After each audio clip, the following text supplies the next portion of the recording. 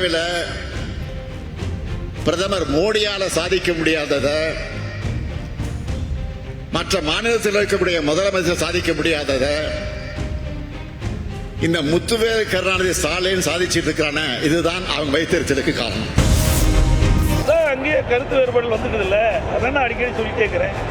அந்த கூட்டணி இன்னும் 8 மாதத்துக்குள் நிலைக்குமா நிலைக்காது என்பது நீங்க சொன்ன அந்த கருத்தின் அடிப்படையிலே புரிகிறது. எம்ஜிஆர் கலைஞருக்கு எதிராக விமர்சனம் செய்தார், நெருப்பு அரசியலை விதைத்தார், அல்லது திராவிட இயக்கத்துக்குள்ளே பார்ப்பனியத்தை ஊடுருவ செய்வதற்கு காரணமாக இருந்தார்.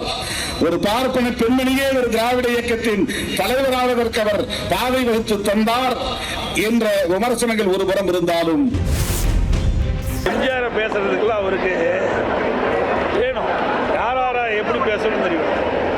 பொன்மனச்செம்மல் புரட்சித் தலைவர் எம்ஜிஆர் நம்முடைய தமிழ்நாட்டு மக்கள் தெய்வமாக நினைக்கிட்டாங்க. அப்படிப்பட்டவர்களை இவர் விமர்சனம் செய்தார், அரசியலில் காணாமல் போயிருந்தார். எம்ஜிஆர் அவர்களை நான் விமர்சிக்கவில்லை. தமிழ்நாடு அரசியல் எப்படி கடந்த 50-60 ஆண்டுகளாக இயங்கி வருகிறது, எவ்வாறு அது கட்டமைக்கப்பட்டது என்பது குறித்த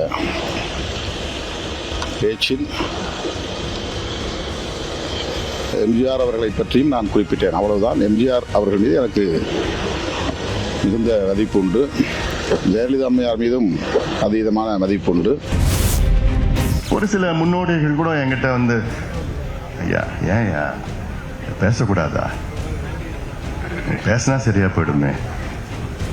எல்லாருடைய மனசுல இருக்குதான், நிச்சயமா நியாயமான கேள்விதான். பேசிட்டா என்ன, பேசாம என்ன இருக்கு. நான் 1 முறை 2 முறை கிடையாது, 40 முறைக்கு மேல நான் பேசியிருக்கிறேன். பேசாமலாம் இல்லை.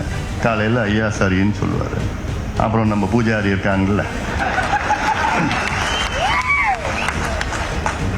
இவனுங்க போய் அங்கே போய் இல்லை அப்படின்னு சொன்னோன்னே அடுத்த நாள் காலையில் இல்லைன்னா அப்படி சொல்லலை.